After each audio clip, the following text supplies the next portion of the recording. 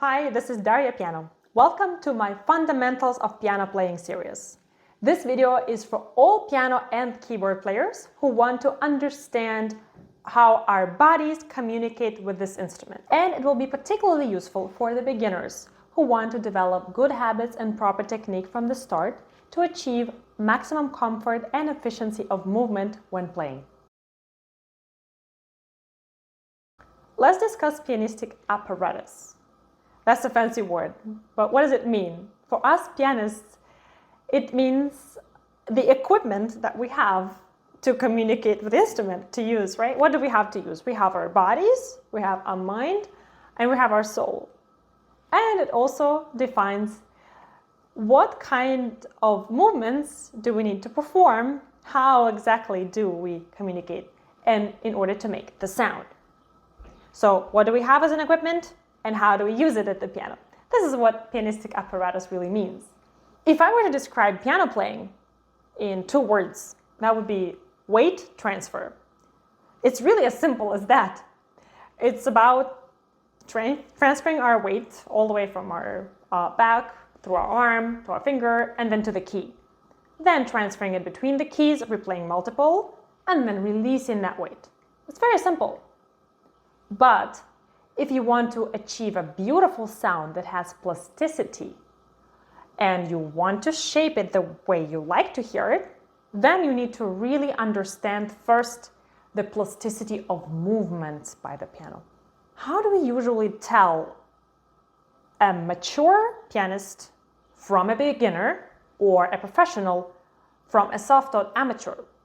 One good indication is to observe their movements by the instrument. They have certain comfort and fluidity, which they have learned from the beginning. It comes from them knowing that they can use the entire body to help their fingers. And as piano learners, we all have to understand from the beginning and to feel how do we use our palm, our wrists, forearms, elbows, shoulders, all of it as a unit to help us shape our musical sound. Perhaps you already had an instance where you desired to achieve a certain musical expressivity in a line that wasn't really coming through by just changing the way your fingers play. This is because the fingers alone cannot give you that fluidity. You need to include larger movements. You need to include bigger joints and bigger motions. And it really has to do with the nature of the instrument itself. If you look at the piano, see how large it is, right? It's not a tiny flute. It's not something that you hold, even a violin, right? It's not even a cello. It's quite big. So your large movements are quite large. It's right here, especially for kids. They're in the beginning, like, oh, it's so big. It's so exciting. It's so many keys, right?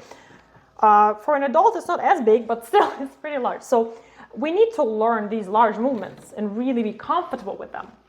While if you observe how small the keys are compared to the length of the piano, you understand that you need quite a bit of accuracy in order to be able to activate those small keys to communicate with them, the precision that is needed. And that will involve the smaller movements, right? Our fingertips. So what does it tell us about the nature of piano playing?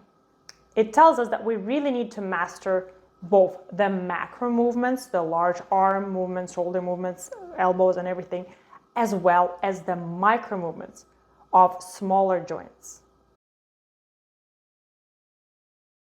So what are those joints and muscles that are involved in the process of the weight transfer?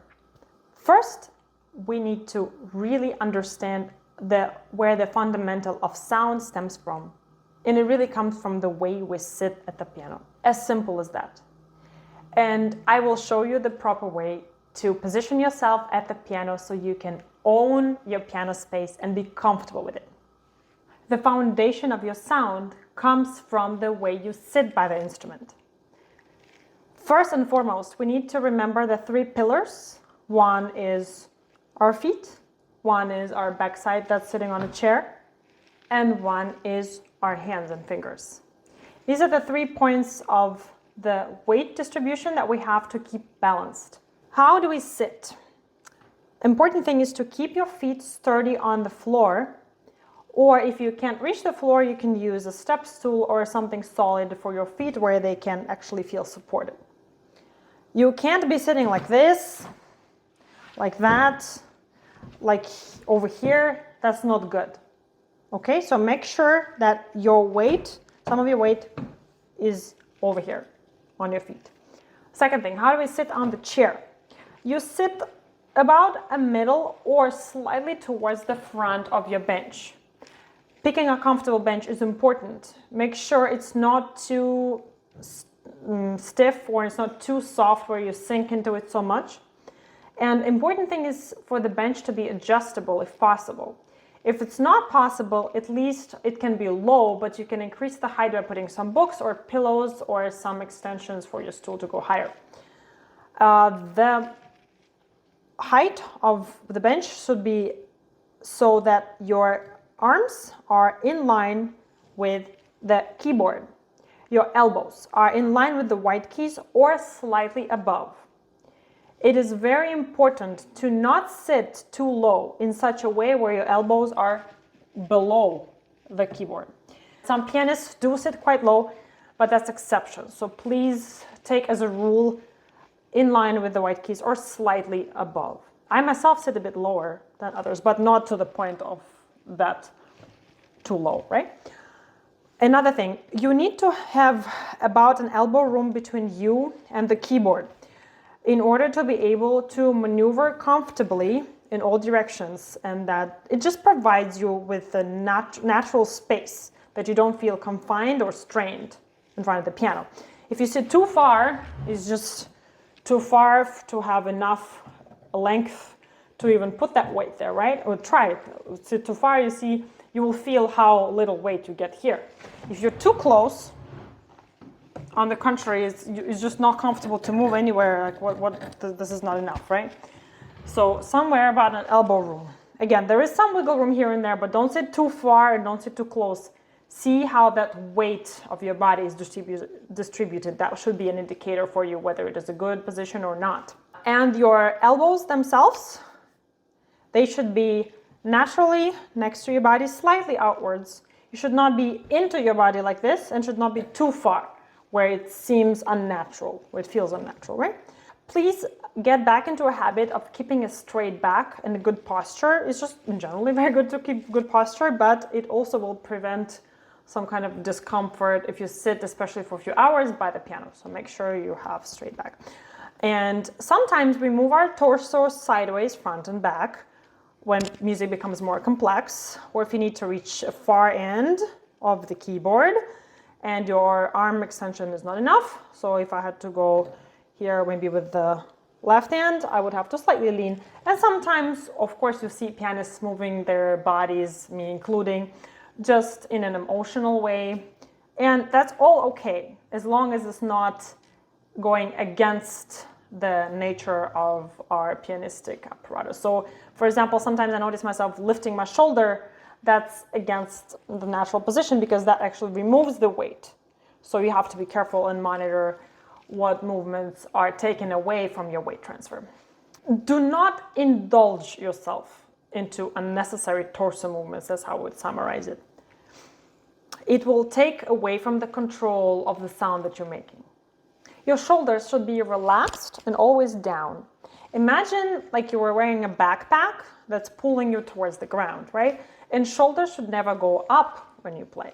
And just as I mentioned myself, sometimes when I catch myself doing it, I immediately go down, right? Wrists.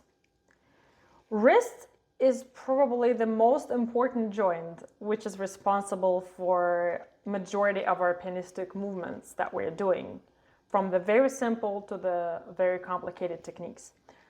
And even Chopin was a huge advocate for flexible, relaxed wrists. So how do we achieve the plasticity of the wrist movement and the relaxed wrist? We make sure that our wrist initially, when we start playing, is in the position slightly below the knuckles. It should not go too high, it should not go too low. And it should always feel flexible. You should always be able to do like the spring movement, right? You should be able to feel that wrist down, up, down, up. I'll show you some exercises later, but this is just the initial beginning. Sometimes you will see us pianists go with the wrist sometimes higher. It has to do with the type of technique we're using. If we're doing a lot of octaves, I will probably have my wrist higher. It's simply also because my hand is small, and when we stretch, this is naturally goes higher, right? Or if I have some chords that are quite large, something like this, I would have to make it flat, and it can't really go too low. Or sometimes we'll go too low on purpose to achieve a certain sound. If we want that grounded sound, or to finalize something of a tone, we can go too low. But these are exceptions. Our hand is arch-shaped, and you can see that these knuckles are slightly above, right? Because the shape of your palm will be a central element of the strength of your fingers. And this shape you need to make sure you're keeping when you're playing, because this is where your finger movement will come from here. I will discuss the finger position and the hand position in the next video. So to summarize, remember the 3 supporting pillars for you. Your feet, your backside that's on the chair, and your hands and fingers. You need to make sure that those points of support are always sturdy and balanced. If your feet lose their ground, then your upper body will have more weight load on it, and it will disrupt the balance. If you sit too far back, too deep into the chair, then your backside has more weight, and it will remove weight and will weaken your hands and your feet support. So keep in mind, balance is the key here. That's it for this chapter. I hope you found the information useful, and if you want to know more about fundamentals of piano technique, check out other videos in the series. Thanks for watching. Bye.